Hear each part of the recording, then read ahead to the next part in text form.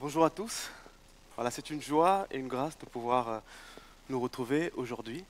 La Bible dit que toute grâce excellente et tout don parfait vient d'en haut du Père des Lumières, dans lequel il n'y a ni ombre de variation, ni changement. Le Seigneur est un Dieu qui est bon, est un Dieu qui est miséricordieux. Et ce que le Seigneur a fait de plus beau, c'est qu'il a donné son Fils Jésus-Christ, son seul et unique Fils, qui est venu mourir sur la croix pour nos péchés, afin que nous puissions avoir part à cette vie éternelle. Et pour ceux qui croient en Jésus, pour ceux qui ont mis leur confiance en lui, il nous a donné son Esprit Saint. Et c'est par son Esprit que nous sommes capables d'affronter les dangers, de gravir, de franchir les obstacles qui se dressent devant notre vie. Le titre de mon message de cet après-midi, c'est « La victoire par l'Esprit ». La victoire par l'Esprit. Et nous allons prendre un des textes les plus connus de la parole de Dieu. C'est le texte de David et Goliath. Voilà, vous vous rappelez de David et Goliath, donc dans 1 Samuel chapitre 17. Un texte qui parle d'un affrontement entre un jeune berger, David, et un géant, Goliath de Gath. Ce Goliath qui avait lancé un défi à l'armée d'Israël. Et lorsqu'on voit ce combat, il est plus qu'ordinaire parce que c'est un combat spirituel. C'est un combat qui symbolise l'opposition entre le royaume de Dieu et le royaume des ténèbres. Il résume le combat de toute une vie. Ce texte qui est placé dans la Bible, 1 Samuel 17, résume le combat de la vie de tous les êtres humains, le combat de l'humanité, les forces des ténèbres contre les forces de Dieu. Et comment le Seigneur il va faire émerger un homme, un jeune berger, qui viendra relever le défi de Goliath. Donc ce jeune berger qui s'appelle David a été oint par l'Esprit de Dieu. Donc le prophète Samuel l'avait oint pour être le futur roi d'Israël. Et donc c'est ce David qui viendra, qui relèvera ce défi. Et David sera le sauveur de la nation d'Israël. David est un homme selon le cœur de Dieu. C'est un jeune berger, un serviteur simplement, David.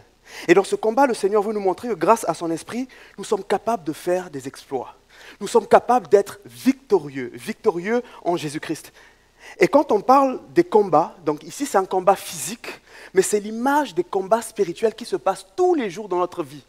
Tous les jours, il y a des combats spirituels. 1 Corinthiens chapitre 15, verset 57, donc c'est l'apôtre Paul qui parle et qui dit « Mais grâce soit rendue à Dieu, qui nous donne la victoire par notre Seigneur Jésus-Christ. » Amen. Voilà, je ne connais pas la situation que tu traverses, je ne sais pas ce que tu vis, mais sache que le Seigneur veut te délivrer. Sache que le Seigneur veut apporter sa touche personnelle. Le Seigneur veut faire quelque chose dans ta vie. Le Seigneur veut t'aider, le Seigneur veut te délivrer de tes angoisses, délivrer de la puissance du péché. Et il veut t'aider tous les jours de ta vie à avancer, à aller de l'avant, à avoir du succès en Christ, le succès dans le Seigneur. Zacharie chapitre 4, verset 6, « Alors, il me reprit et me dit, « C'est ici la parole que l'Éternel adresse à Zorobabel. Ce n'est ni par la puissance, ni par la force, mais par mon esprit, dit l'Éternel des armées. » Zorobabel, c'est un descendant de David. Alors qu'il était prêt à construire le temple, il était face à des oppositions. Et le Seigneur lui donne cette parole pour lui dire, ce n'est pas par la force ni par la puissance, mais c'est par mon esprit. C'est mon esprit qui vous accompagnera à monter ce temple, à reconstruire ce temple. Le Seigneur désire te donner la victoire par la puissance de son esprit. Et ça, c'est la parole de Dieu qui nous le déclare, qui nous le dit. Que cette parole soit dans votre cœur et que vous puissiez être en paix, que vous puissiez avoir la joie et d'être fortifiés par ce que le Seigneur nous dit et donne. Alors qu'au sein du peuple, personne n'osait relever le défi de Goliath parce qu'ils étaient tous effrayés. Goliath était un géant de 3 mètres. Personne n'osait relever de ce défi. Mais Dieu va pourvoir un sauveur, un homme de l'ombre. Et pour ce monde corrompu, ce monde dans lequel nous vivons, un monde où règne le mal, Dieu a déjà pourvu un sauveur en la personne de Jésus-Christ. Dieu a envoyé son Fils bien-aimé, Et il dira, voici mon fils bien-aimé en qui j'ai mis toute mon affection. L'Esprit de Dieu se reposait sur Jésus. Et grâce à cet esprit, Jésus était capable de faire tout. Il faisait les miracles. Il guérissait les malades. Il rendait la vue aux aveugles. Et il dira, tout pouvoir m'a été donné sur le ciel comme sur la terre. Amen. David, c'était un jeune berger envoyé par son père pour ramener de la nourriture sur le champ de bataille. Il faisait du Uber Eats. Et alors qu'il a entendu les paroles de Goliath qui insultait l'armée d'Israël, David s'est levé et s'est proposé de se tenir, d'affronter ce Goliath. Il dira au roi Saül, le roi de l'époque, que personne ne se décourage à cause de ce Philistin. J'irai me battre contre ce Philistin. J'irai me battre. Et David va donc encourager l'armée d'Israël, cette armée qui était fatiguée, cette armée qui ne pouvait rien faire contre Goliath. David dira, moi je peux, parce que Dieu est avec moi. Je sais que Dieu m'a déjà sauvé, m'a déjà délivré du lion et de l'ours quand je gardais les brebis de mon père. Et ce Dieu, encore aujourd'hui, il va m'aider. Amen. Voilà, nous allons donc lire la parole de Dieu dans 1 Samuel, chapitre 17, versets 38 à 51.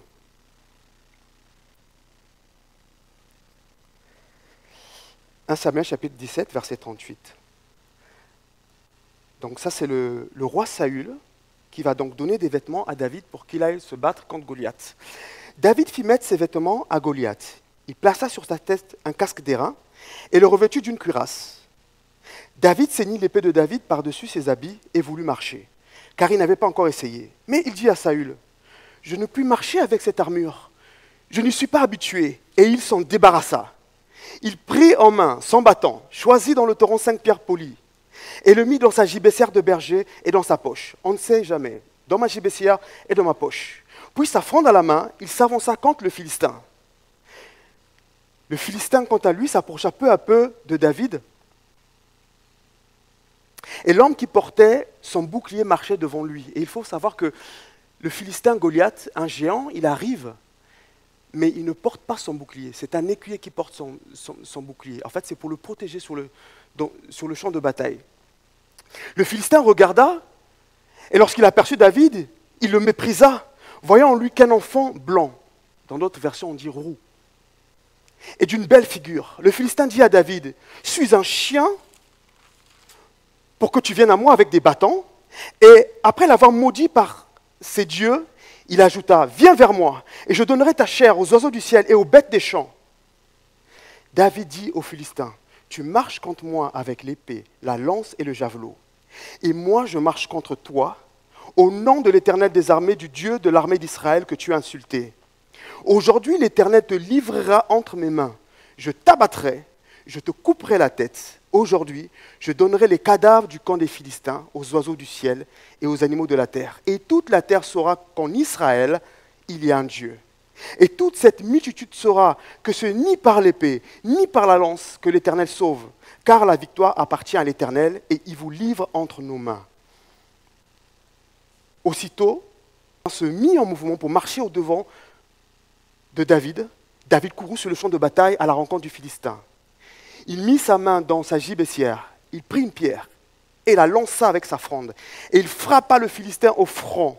Et la pierre s'enfonça dans le front du Philistin qui tomba le visage contre terre. Ainsi, avec une fronde et une pierre, David fut plus fort que le Philistin. Et il le terrassa et il lui ôta la vie sans avoir d'épée à la main. Il courut, s'arrêta près du Philistin, se saisit de son épée, qu'il tira du fourreau. Donc Goliath n'avait même pas eu le temps de tirer son épée du fourreau. Donc David le tua, lui coupa la tête. Les Philistins, voyant que leur héros était mort, prirent la fuite. Amen. Merci Seigneur pour sa parole. Sa parole est une lampe à nos pieds, une lumière sur notre sentier. C'est sa parole qui nous permet d'avancer. Sa parole, elle nous restaure, elle nous donne la force. Lorsqu'on est fatigué, sa parole elle est là pour nous encourager. Amen. Merci Seigneur. Concernant le contexte, nous sommes à peu près vers l'an 1000 avant Jésus-Christ. Les Philistins, qui étaient un peuple ennemi d'Israël, c'était un peuple qui maîtrisait la technologie du fer. Dans le texte, vous allez voir, c'est marqué airain.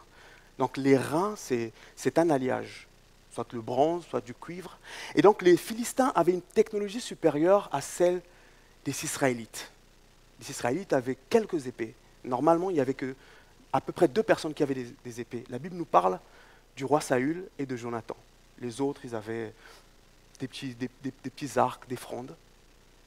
Et donc ce peuple, un jour, a décidé de faire une incursion dans le territoire d'Israël. Ils se sont rassemblés autour de la vallée d'Éla, donc la vallée des Térébintes. Et donc du camp des Philistins sortit un géant. Le géant s'appelait Goliath, il venait de Gath. Il était de la race des géants. Et donc Goliath lança un défi à l'armée d'Israël. Donnez-moi un homme avec qui je veux me battre. S'il me bat, nous les Philistins, nous serons vos esclaves. Mais si je le bats, vous les Israélites, vous serez nos esclaves. Et Goliath savait que personne ne pouvait le battre. Donc les Israélites, alors que Goliath s'est levé, les Israélites étaient normalement déjà prêts à être des esclaves des Philistins. Et Goliath, lorsqu'on voit Goliath, c'est l'image de l'ennemi de Dieu. Goliath, c'est l'image du diable qui vient pour oppresser le peuple de Dieu, pour les tenir dans une sorte d'esclavage. Goliath est monstrueux, il est surarmé, il est insolent, il profère des insultes. Et lorsque Goliath parle, tout le monde est tétanisé. La Bible nous dit que pendant 40 jours, personne n'a osé se lever et venir en face de celui-ci. Et la question qu'on peut se poser, où est le Dieu des Israélites?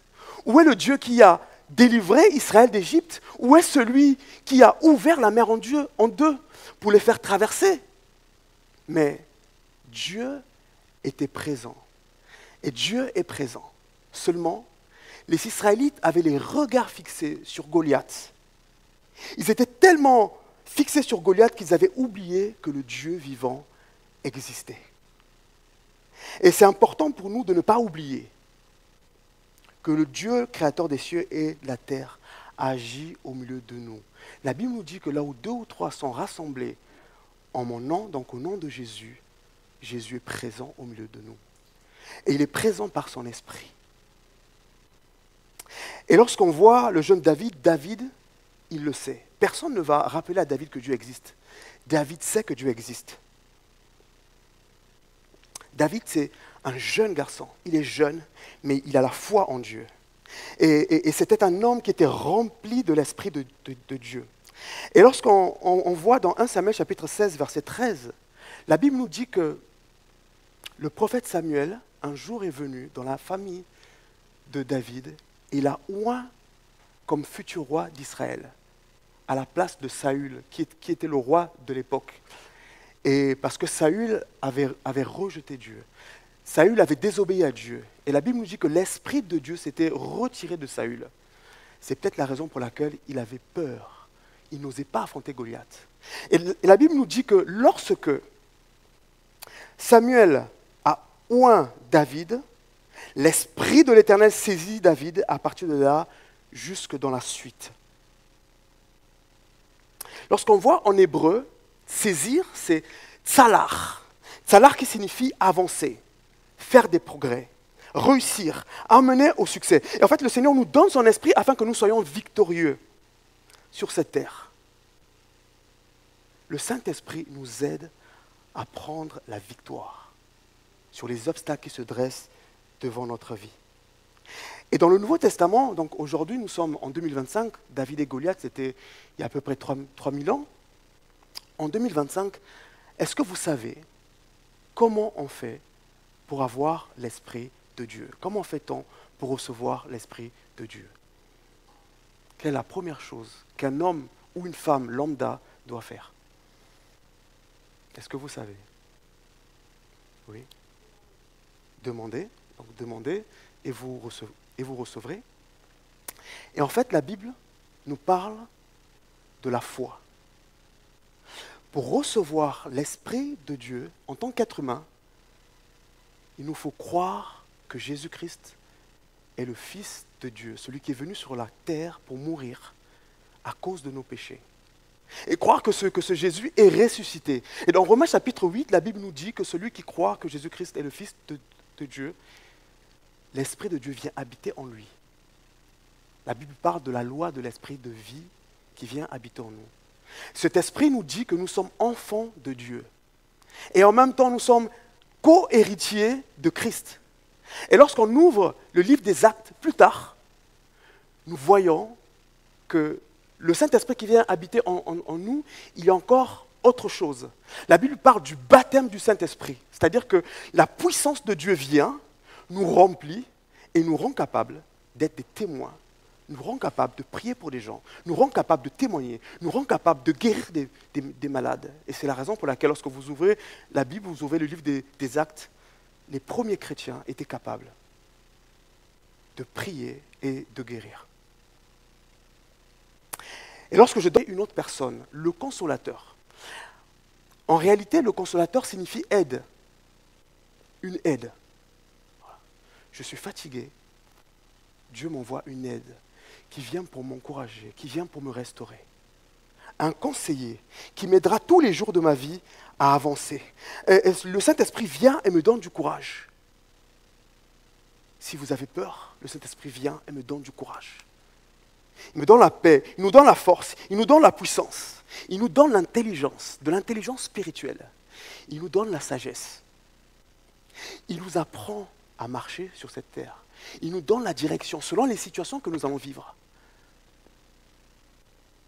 Pour cela, nous avons besoin d'entretenir l'esprit que le Seigneur nous donne, de le chérir, d'être à l'écoute de Dieu. Et David, c'était un jeune berger, alors qu'il passait du temps avec des brebis. Il priait, il entretenait sa relation avec Dieu. Il laissait le Seigneur le renouveler. Et on le voit au travers des psaumes. Lorsque vous lisez les psaumes de David, vous vous dites, mais David, c'est quelqu'un qui est vraiment inspiré. Lorsqu'il dit, le Seigneur a dit à mon Seigneur, assois-toi à ma droite jusqu'à ce que je fasse de tes ennemis ton marchepied. Il était né 1000 ans avant Jésus, mais il arrivait à prophétiser sur ce que Jésus allait vivre. Et cela est possible par l'esprit que le Seigneur nous donne. Et le Saint-Esprit, donc l'esprit qui est en lui donne aussi une assurance. David, c'était un jeune garçon, mais il avait de l'assurance.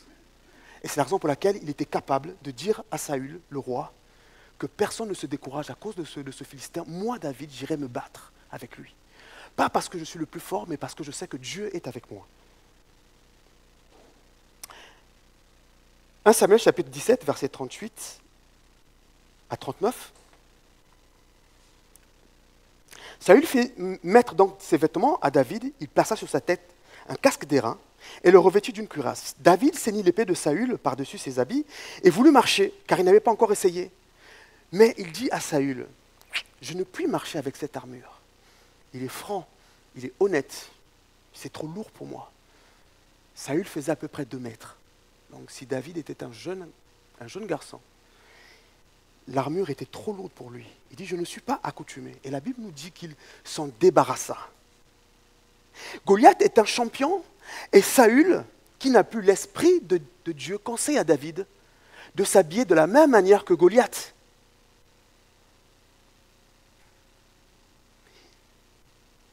Saül veut que David aille se battre corps à corps avec Goliath. Et vous savez que sur le champ de bataille, ce n'est plus aux autres de nous dire ce que nous devons faire. Fais ceci, fais cela. Nous avons besoin tous les jours de notre vie, en tant qu'enfants de Dieu, d'être dirigés par Dieu. Seigneur, qu'est-ce que je dois faire? Dans cette situation, voici. J'ai un enfant qui ne te connaît pas, j'ai un enfant qui ne te connaît pas. Seigneur, qu'est-ce que je dois faire? Seigneur, mon voisin me cherche des problèmes tous les jours. Est-ce que je dois aller au corps à corps avec lui? Non. Est-ce que je dois prier? Oui. Attaque à distance. Priez pour votre voisin. Priez pour votre épouse. Priez pour votre époux. Priez pour vos enfants. Et David sait qu'il ne peut pas gagner le combat au corps à corps contre Goliath. Il va donc attaquer Goliath à distance. Et c'est ce que nous allons voir. 1 Samuel chapitre 17, verset 40. David prit en main son bâton. Il choisit dans le torrent 5 pierres polies et il le mit dans sa gibecière de berger et dans sa poche. Puis, sa fronde dans la main, il s'avança contre le Philistin. En fait, c'est très simple. David est un jeune berger. Il prend sa fronde et il cherche des pierres. Donc il prend 5 pierres. En tant que berger, il sait que ça peut arriver que la première pierre rate, manque sa cible. Donc il en prend à peu près 5. Il dit, avec 5, c'est suffisant, je pourrais l'avoir. Le verset 41, jusqu'au verset 44, le Philistin s'approcha peu à peu de David et l'homme qui portait son bouclier, donc en hébreu c'est le grand bouclier, l'homme qui portait son bouclier marcha devant lui. Le Philistin regarda et lorsqu'il aperçut David, il le méprisa, ne voyant en lui qu'un enfant blanc et d'une belle figure. Le Philistin dit à David, mais suis un chien pour que tu viennes avec moi avec des bâtons? Et après l'avoir maudit par ses dieux, il ajouta, viens vers moi et je donnerai ta chair aux oiseaux du ciel et aux bêtes des champs. Goliath, c'est un guerrier, un géant, et il est offensé que l'armée d'Israël envoie un enfant sur le champ de bataille. Et un enfant avec des bâtons et des frondes, des armes qui n'étaient pas des armes qu'on avait l'habitude de se battre pour le corps à corps. Il est donc frustré. Goliath, il est plein d'orgueil. Il est sûr de sa force, il est arrogant. Et il aime insulter, il aime dénigrer, il aime rabaisser. Et le diable, l'ennemi de Dieu, aura tendance à nous mépriser, aura tendance à nous rabaisser, aura tendance à nous décourager. Et peut-être que tu t'approches de Dieu. Mais dans ta marche avec Dieu, il y a comme des obstacles. Ne te laisse pas décourager par ces obstacles. Ne te laisse pas décourager. Peut-être que le Seigneur t'appelle aussi dans un service particulier. Peut-être qu'il t'appelle à la louange, peut-être qu'il t'appelle à la prédication ou à un autre service. Mais tu te dis, mais je ne me sens pas capable.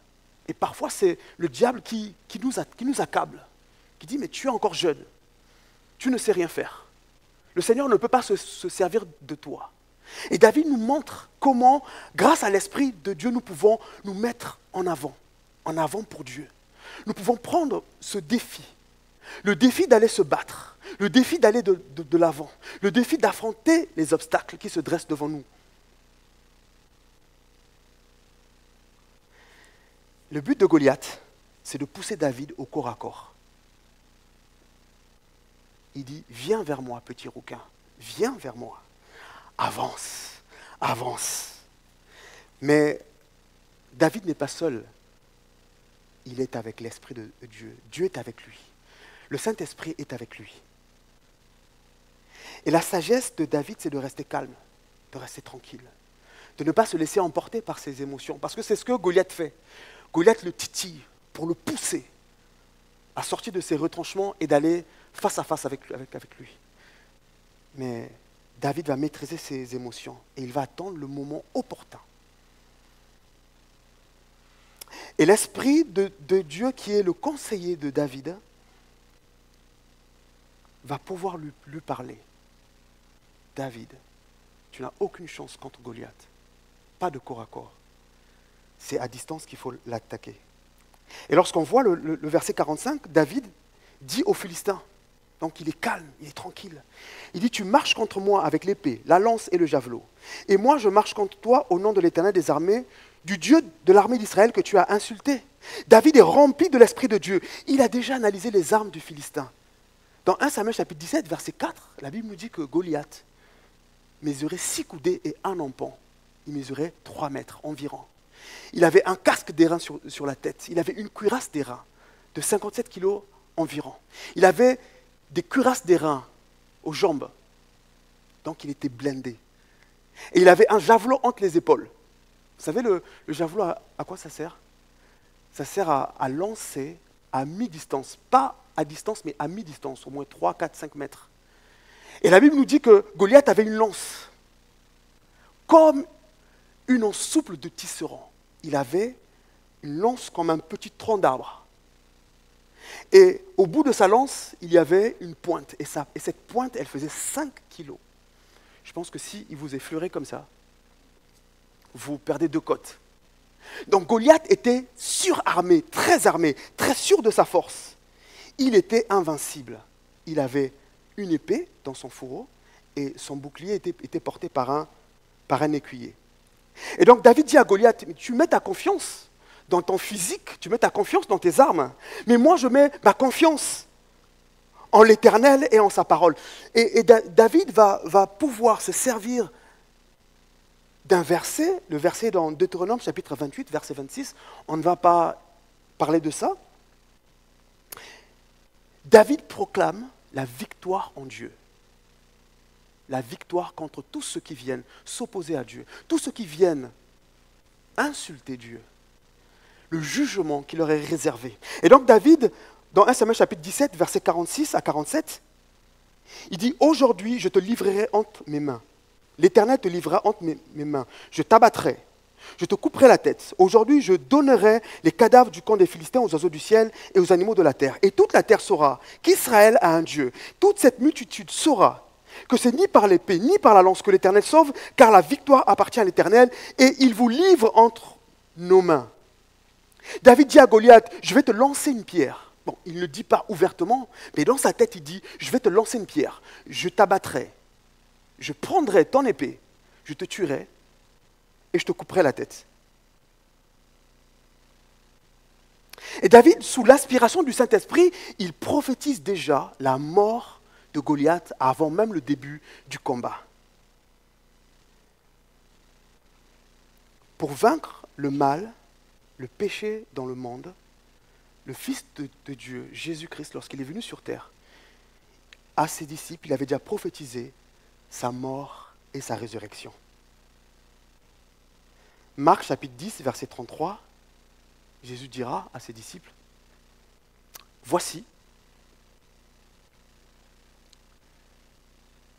nous montons à Jérusalem et le Fils de l'homme sera livré aux principaux sacrificateurs et aux scribes.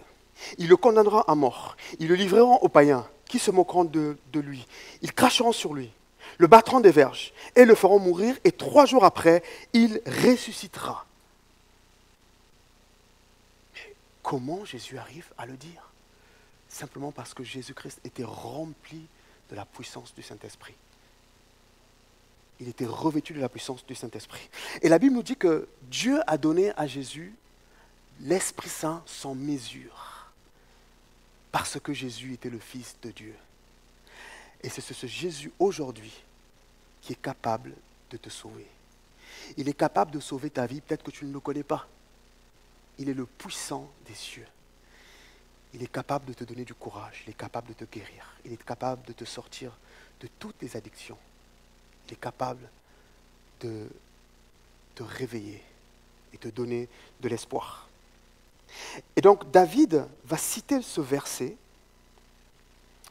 pour déclarer sa foi, proclamer et annoncer la source de sa victoire. Il dit, je vais t'abattre, mais ce n'est pas par mes propres forces. Je vais t'abattre parce que le Seigneur veut que son peuple soit délivré. Et je vais être comme un instrument entre les mains de Dieu. Et David, là, il agit comme un Messie. Vous savez ce que signifie Messie en hébreu? Messie signifie loin. Il a été oint. Et Jésus-Christ aussi s'appelle le Messie. Le Messie. Il a été oint par Dieu. Et donc David et Jésus sont tous les deux des sauveurs d'Israël. Et à cette époque, David est en train d'agir comme un sauveur. Et lorsqu'on parle de Jésus, Jésus est issu de la descendance de David, il est le véritable Messie. Celui qui est venu sauver le monde du péché et de la mort. Le verset 48 et 49, donc toujours dans 1 Samuel 17. Aussitôt que le Philistin se mit en mouvement pour marcher au devant de David, David courut sur le champ de bataille à la rencontre du Philistin. Il mit sa main dans sa gibecière, il prit une pierre, et avec sa fronde, il lança. Il frappa le Philistin au front, et la pierre s'enfonça dans le front du Philistin qui tomba le visage contre terre. Ainsi, avec une fronde et une pierre, David fut plus fort que le Philistin, il le terrassa, lui ôta la vie sans avoir d'épée à la main. Et la question que je me suis posée, où est passé le bouclier de Goliath? Goliath, il était armé, mais il n'a même pas eu le temps d'utiliser son bouclier. Parce que David a été rapide. David s'est précipité sur le champ de bataille avant que Goliath se mette en place. Il a lancé sa pierre. Cela nous fait penser aux ailes que Jésus-Christ avait lorsqu'il était sur terre. Jésus-Christ, lorsqu'on lui présentait des malades, il les guérissait aussitôt. Il ne disait pas « revenez demain, revenez après-demain », mais c'était aussitôt. Jésus avait un zèle. en tant que fils de Dieu. Lorsque Jésus a guéri la belle-mère de Pierre, la Bible nous dit qu'il parla à la fièvre. Et aussitôt, la fièvre la quitta. Cet après-midi, que tu puisses avoir confiance en Dieu. Tu puisses avoir confiance en l'Esprit de Dieu. Que tu puisses avoir confiance en Jésus-Christ. Jésus qui est prêt à intervenir. Et il est prêt à intervenir aujourd'hui. Aussitôt. Le verset 51 et 52. Il courut, s'arrêta près du Philistin, se saisit de son épée, qu'il tira du fourreau. Il le tua, lui coupa la tête. Les Philistins, voyant que leur héros était mort, prirent la fuite. Et les hommes d'Israël et de Juda poussèrent des cris. Ils étaient tous contents. Et ils allèrent à la poursuite des Philistins jusque dans la vallée et aux portes d'Écran. Vous vous rappelez, David avait dit au début, je t'abattrai, je te couperai la tête, je te tuerai. David l'a dit afin de délivrer Israël. Goliath était comme à la tête des Philistins et de sa bouche sortaient des insultes. C'est vrai qu'on voit une tête coupée, mais ici on est dans l'Antiquité. Et David le fait pour arrêter cela, pour éviter que Goliath continue à encourager les Philistins. Et lorsque les Philistins ont vu que la tête de Goliath est tombée, ils se sont enfuis, alors que les Philistins étaient plus nombreux que les Israélites. Et lorsqu'on voit les hommes d'Israël et de Juda, voyant ce que David a fait, ils ont pris courage, ils ont repris du moral. Ils ont dit, oh, ce jeune l'a fait, bah, nous aussi, nous sommes capables de le faire. Et ils ont poursuivi les Philistins. Et ça, c'est l'effet de David. David avait cette capacité, grâce à l'Esprit de Dieu, d'encourager tout le peuple. Et Jésus-Christ, avec ce qu'il est, par ce qu'il est, il est capable de nous encourager, il est capable de nous entraîner avec lui, pour que nous puissions annoncer l'évangile de Dieu, pour que nous puissions affronter les forces du mal, pour que par nous, les personnes soient délivrées, les personnes soient sauvées, les malades soient guéris. Dieu nous encourage à prendre l'exemple sur David. Dieu nous encourage à prendre l'exemple sur Jésus-Christ, afin que nous soyons victorieux dans ce monde. La Bible nous dit, quand l'ennemi viendra comme un fleuve, l'Esprit de l'Éternel le mettra en fuite. Mais l'Esprit de l'Éternel le mettra en fuite par nous. Et Jésus-Christ dira, ne craignez point, j'ai vaincu le monde. Romains chapitre 8, versets 37 à 39. Mais dans toutes ces choses, nous sommes plus que vainqueurs par celui qui nous a aimés. Car j'ai l'assurance que ni la vie, ni les anges, ni les dominations, ni les choses présentes, ni les choses à venir, ni les puissances, ni la hauteur, ni la profondeur, ni aucune autre créature ne pourra nous séparer de l'amour de Dieu manifesté en Jésus-Christ notre Sauveur. Ni les Goliaths, ni la maladie, ni les angoisses, ni les oppressions, ni le stress, ni la peur. Et Jésus-Christ, le Fils de Dieu, est venu, il est entré dans ce champ de bataille qui est la terre. Il a rencontré la mort. Il a été mis dans un tombeau comme on a chanté. Mais le troisième jour, l'Esprit de Dieu l'a ressuscité des morts. Il est sorti du tombeau, il est sorti vainqueur. Il est ressuscité. Et c'est par Jésus que nous vivons aujourd'hui. C'est lui qui nous donne la force d'avancer, la force de vivre. Et Jésus est ressuscité pour nous donner la vie. Est-ce que vous avez la vie aujourd'hui? Est-ce que vous avez confiance en Dieu? Est-ce que vous avez mis votre foi et votre affection en Jésus-Christ? Est-ce que vous pensez que Jésus est capable de venir intervenir dans les moindres détails de votre vie? Est-ce que si vous êtes malade, vous croyez que Jésus-Christ est capable de vous guérir? Il est capable de le faire. Il est capable de le faire. Et lorsqu'on voit le monde aujourd'hui, on voit que ce monde dans lequel nous vivons est devenu comme un champ de bataille. Même ceux qui ne connaissent pas Dieu, ils se rendent compte que c'est dur d'habiter dans ce monde. Lorsque j'ai fait un blablacar, lorsque j'étais dans un blablacar, je parlais de Jésus à des personnes et une femme m'a dit « Ne faites plus d'enfants ». Et je lui ai dit « Pourquoi ?» Elle m'a dit « Mais c'est trop difficile, c'est trop difficile. Ne faites plus d'enfants ». J'ai dit « Non ». Dieu a dit « Croissez, multipliez-vous ». Même si le Baal se multiplie, mais que l'être humain aussi plus se multiplier. Et parmi ces multiplications, qu'il puisse y avoir des gens qui vont donner leur cœur à Jésus-Christ, qu'il puisse y avoir des chrétiens qui seront là. Dieu nous a placés dans ce monde pour être la lumière du monde, pour être le sel de la terre, pour que par nous, nous puissions encourager des gens, nous puissions encourager des personnes. Lorsque les gens disent « mieux vaut mourir », on dit non, que nous puissions avoir la vie, que nous puissions avancer avec Dieu. Amen. Voilà, merci Seigneur pour son amour, merci Seigneur pour sa grâce. Merci parce qu'il est bon, il est merveilleux et Jésus est toujours là. Dieu n'a jamais abandonné son peuple.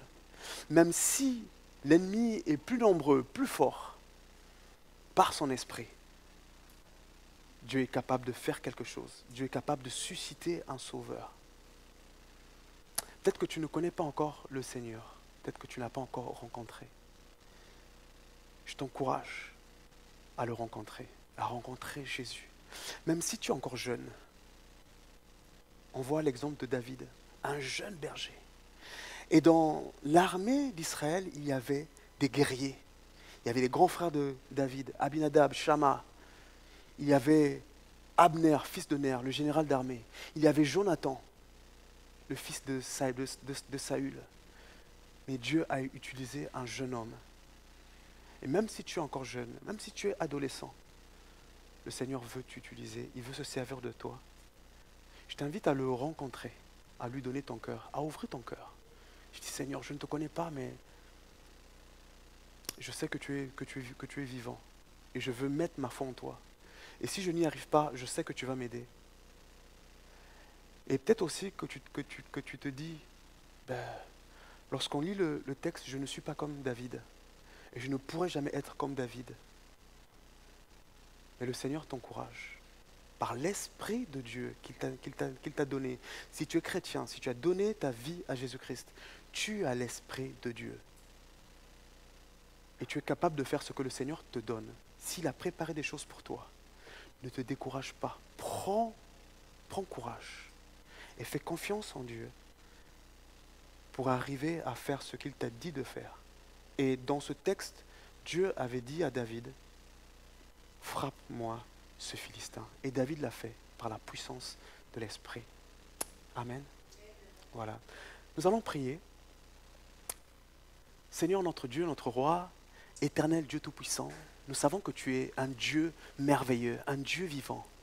Seigneur, à quel autre irions-nous? Tu as les paroles de la vie éternelle. Et nous avons cru, nous avons connu que tu es le Fils de Dieu, le Saint d'Israël.